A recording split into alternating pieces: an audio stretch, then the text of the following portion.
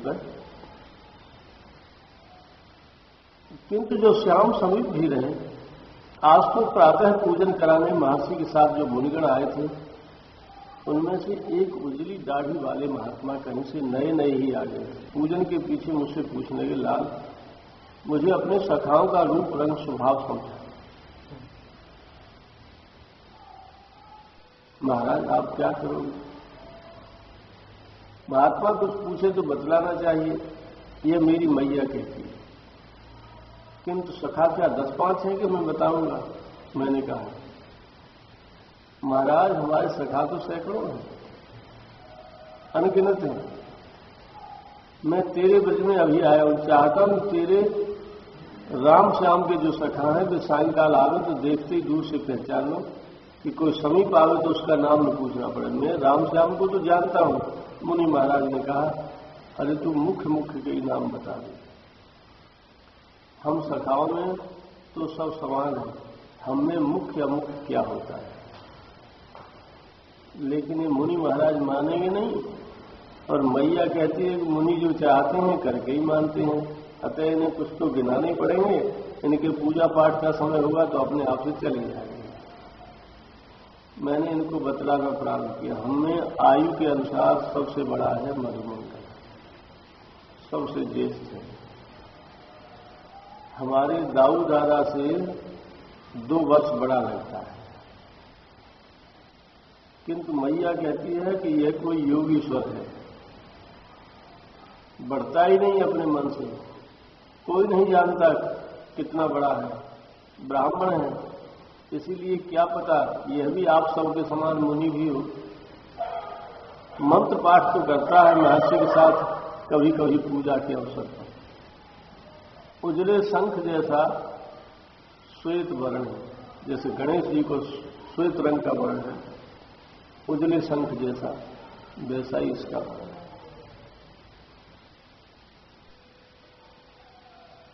श्वेत वर्ण के वस्त्र, श्वेत वर्ण के ही वस्त्र पहनता है, और श्वेत पुष्पों की माला प्रिय है इसे। मोटा सा लंबा पेट,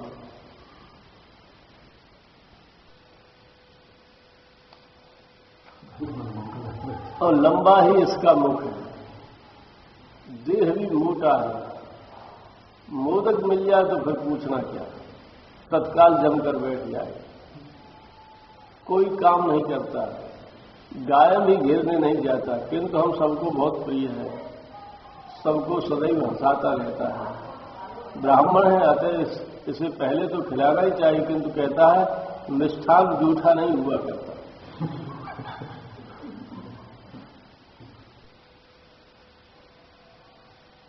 जो आचार विचार हैं जो इस लोक के होते हैं, ये इस लोक के नहीं, इसलिए इनके लिए किसी आचार विचार की नहीं। ये तो प्रेम के परवश होकर श्री कृष्ण के लीला में सहयोग के लिए ही यहां आए हैं। ये किसी जाति के नहीं है, किसी वर्ण के नहीं। ऋषभ मेरे उपनंद ताऊ का पुत्र है। दाऊ दादा से 2 दिन ही छोटा है, और गेहुआ रंग है इसका। मधुमंगल का रंग कैसा था? जैसे शंकर जी का रंग है, जैसे गणेश जी का रंग है, बर्फ जैसा कर्पूर गौरव। इससे कपूर की भांति उज्ज्वल काया है मधुमंगल की, और खूब भारी तगड़ा मोटा शरीर है, लंबा मुंह है, पेट बिल्कुल गणेश जी जैसा ही है। और जैसे गणेश जी को तो मोदक उसको भी प्रिय है।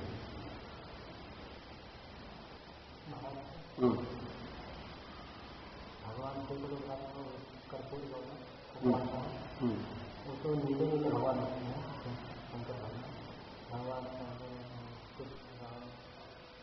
भगवान शंकर नीले नहीं दिखाई। भगवान शंकर तो उज्ज्वल धवल चंद्रमा की तरह से उनका श्वेत शंख जैसा है, चमकते हुए शंख जैसे उज्ज्वल शंख। अच्छा, हाँ। तो ऋषभ मेरे उपनंद ताऊ का पुत्र है। दाऊ दादा से 2 ही दिन छोटा है। गेहुआ रंग है, पुष्ट लंबा शरीर और हरे वस्त्र पहनता है, बहुत गंभीर रहता है। सीधा इतना है कि हंसी में भी कुछ कहो तो सच मान लेता है, और झगड़ना तो किसी से जानता नहीं, लड़ता नहीं किसी से। न कभी किसी के चिढ़ाने पर यह चिढ़ता है। रहता है दाऊ दादा के साथ लगा, किंतु उसकी दृष्टि सदैव कन्हाई पर लगी रहती है। दाऊ दादा की जोड़ में रहता है, पर ध्यान सब समय कन्हाई पर रखता है कि श्याम को कुछ चाहिए, मोहन को कुछ करना है, कुछ कहेगा भी किसी से तो ऐसे बोलेगा जैसे प्रार्थना करना, पर इसकी बात तो कन्हाई भी आदेश के समान मानता है।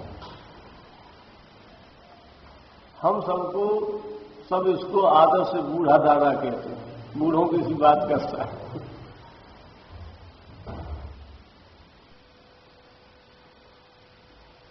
तीसरा नंबर है अर्जुन। ये सनंद काका का पुत्र है।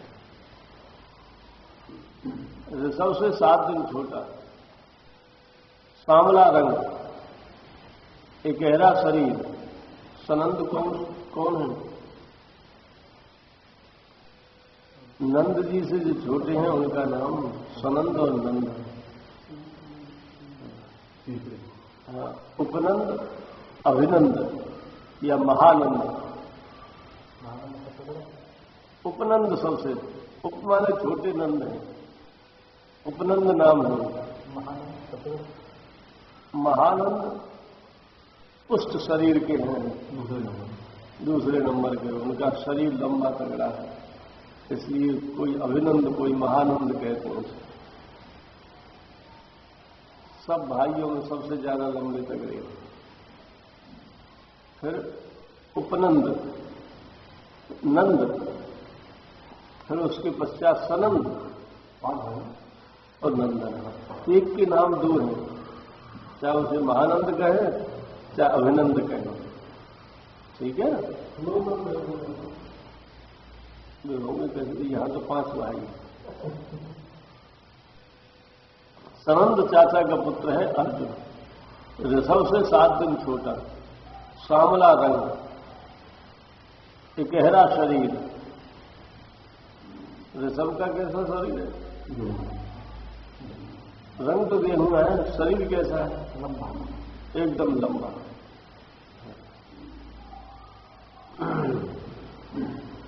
खूब मोटा तगड़ा लंबा शरीर। और ऋषभ से 7 दिन छोटा है, सांवला रंग, गहरा शरीर, केसरिया वस्त्र पहनता है। वो हरे वस्त्र पहनता है। इनका शरीर पतला है, ये केसरिया वस्त्र पहनते हैं। बहुत सीधा है, ऋषभ से भी सीधा।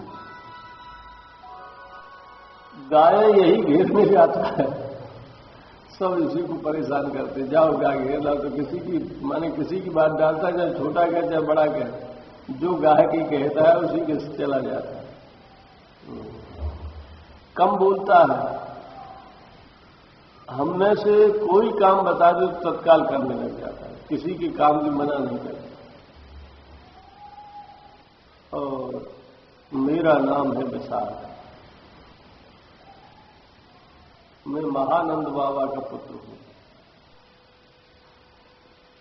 मेरी मैया कहती है कि पिता के समान ही मैं तप्त ताम्र वर्ण हूं।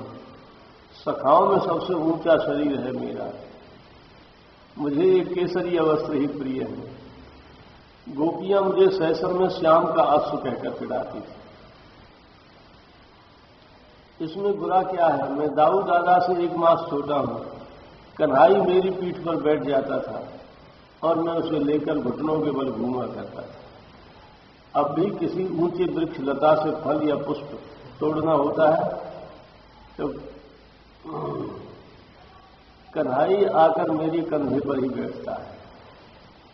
जब वह दौड़कर आकर मेरे कंधे पर बैठकर दादा कहता है, जान जाता हूं कि इसे कुछ न कुछ काम है। बरूद सबको कोई भी देखते ही पहचान लेगा, यह गोप नायक अभय काका का पुत्र है।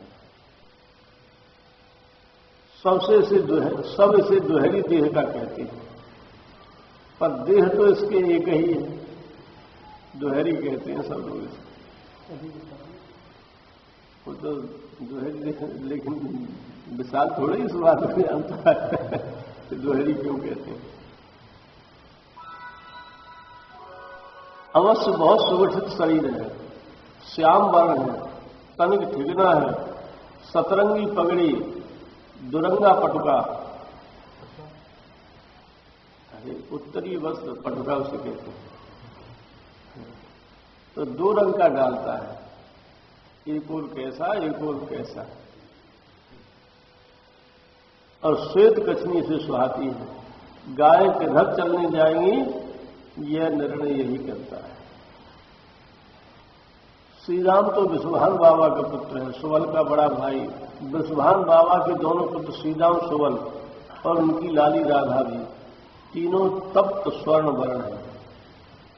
जैसे तपाए हुए सोने का वर्ण होता है वैसे ही इनका वर्ण है। तीनों को नील वसन ही प्रिय है। श्री राम है तो दाऊ दादा से 1 दिन छोटा, किंतु पतले शरीर का है, कृष्ण का है। कन्हाई के साथ ही लगा रहेगा और कन्हाई इसे हमेशा चिढ़ाता रहता है। कन्हाई इसके साथ प्रतिस्पर्धा रखता है। सुबल तो ऐसा है मानो अपनी बहन के साथ खड़ा रहे तो पता नहीं चले कि दोनों में भाई बहन कौन है। कन्हाई चलते समय भी इसके कंधे पर ही बाम हो जाता है। भद्रसेन को हम सब तो भद्र ही कहते हैं। सबसे छोटे काका नंदन जी का ये ऋषभ के समान गेहूं वर्ण का है, कन्हाई के समान पीली कछनी बांधता है।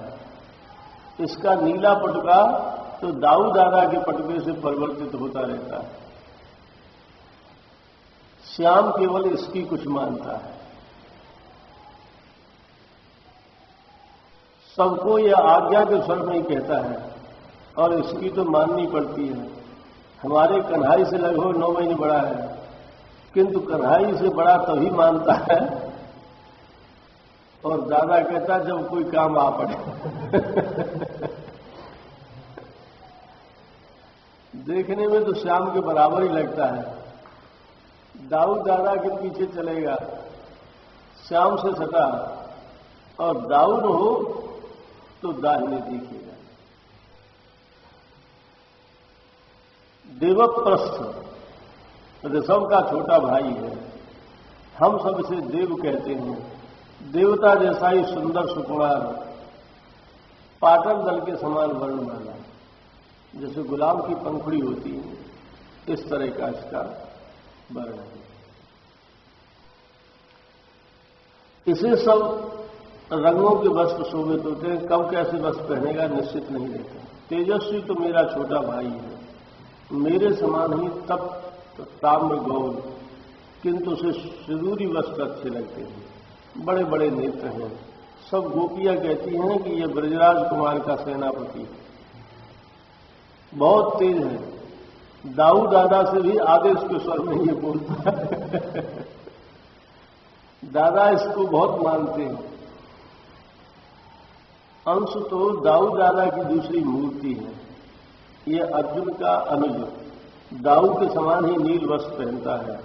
तेज स्वभाव है, किंतु कन्हई के साथ ही साथ लगा रहता है। तो कृष्ण यह छोटा भाई है भद्र का, किंतु शरीर के वर्ण, वस्त्र और स्वरूप में गोपियों को भी इसे देखकर बहुधा श्याम का भ्रम हो जाता है। सबसे छोटा सखाओं में कन्हई से इतना मानता है कि रूठे तो कन्नू रूठा धरा है। इस पर अक्षय स्नेह है श्याम का, और यह भी उसी के संग रहता है। लाल, अब तू केवल नाम नाम बतला है। मुनिराज ने कहा, मुझे मध्याह्न संध्या के लिए स्नान करना, फिर आऊंगा और तुझसे फिर तेरे सब सखाओं का वर्णन सुनूंगा। तू अभी जिनका वर्णन कर गया है उनके साथ रहने वाले उनके दल के सखाओं के नाम ही मुझे गिनाता जा। ऋषभ, अर्जुन और मैं बलूठक, हम सबकी कोई रुचि नहीं दल बनाने में। मैंने मुनि महाराज को बनाया। ऐसे ही अंश तेजस्वी तो कितने छोटे कि मंडली नहीं बनाते। ये सब तो कन्हई की मंडली में ही मिले रहते। भद्रसेन की मंडली है, उसमें सुभद्र, मंडली भद्र, भद्रवर्धन, वीरभद्र, गोभट, भद्रांग, यक्षेंद्र भद्र और विजय प्रमुख हैं। इनमें भी मंडली भद्र ही वस्तुतः दल नायक है। भद्रसेन कहाँ दल बनाता है? सब दल उसी के हैं। आप श्याम वर्ण, पाटल वस्त्र, मयूर मुक्ति, मोटा लग लिए मंडली भद्र को देखते ही पहचान गए। देवप्रस्थ प्राय अपने सिर पर पास लपेटता है और इसे डेढ़ लिए आप देख सकते हैं।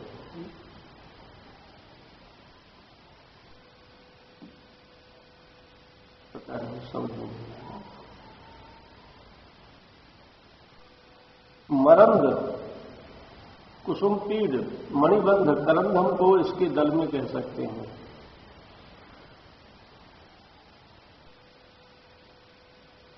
श्री राम अनेक बार पीत वस्त्र पहनता है, किंतु उष्णी सदा ताम्र वर्ण बांध रखता है। श्री राम अनेक बार पीत वस्त्र पहनता है, किंतु उष्णी माने साफा ताम्र वर्ण बांधता है। इसके हाथ में संग प्राय रहता है। इसके दल में वसुदाम, दाम, सुदाम, किंकिणी दाम, बिलासी पुंडरीक,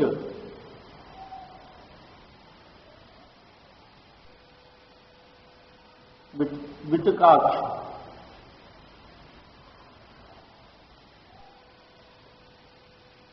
विटंकाक्ष है और कलबिंक हैं। वैसे यानी कि नाम है।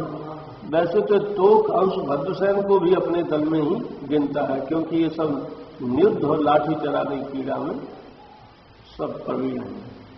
नियुद्ध में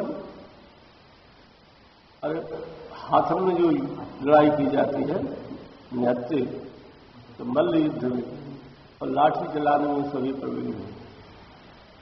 सुबल भी भाई के समान कभी कभी हस्त वस्त्र पहनता है। इस कमल लोचन को भी दल से कोई काम नहीं, किंतु उज्जवल का दल इसी का दल कहलाता है। सदा हास परिहास करने वाला उज्जवल अरुण वस्त्र पहनता है। महुए के मीठे पुष्पों के ऐसे आभरण बनाता है कि देखकर मनमुग्ध हो जाए। ये तनिक हरित नील वर्ण मणिमाला प्रिय है और अत्यंत चपलेक्षण है। चपलेक्षण, इसकी आंखें बड़ी चंचल हैं।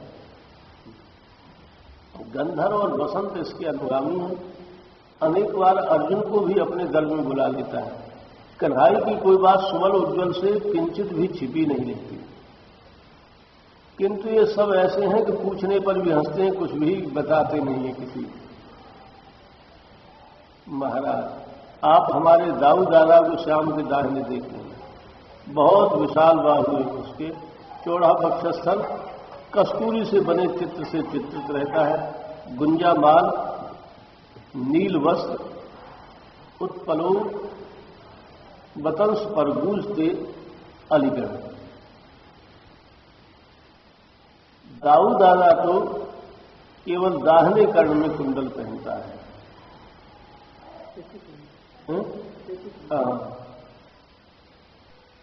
कन्हई अतिशय कुसुम श्याम है।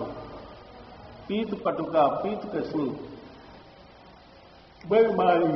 मयूर मुक्ति रहता है। उष्णीस कब किस रंग का बांधेगा पता नहीं रहता, किंतु तिरछी अवश्य बांधेगा। गोलोचन की खोल के मध्य कस्तूरी का तिलक लगाता है भाल पर, कभी मुरली कटी में लगी रहती, कभी कर्म। इसके बाम कंधे पर कड़ी कड़ी कभी कभी काली कमली होती है। कर में क्रीड़ा से कमल भी ले लेता है। बाम स्कंध पर पट्ट सूत्र से बना विद्युत के समान चमकती कुंडली के तो रज्जु रखता है। पट्ट सूत्र कहते हैं रेशम से बने।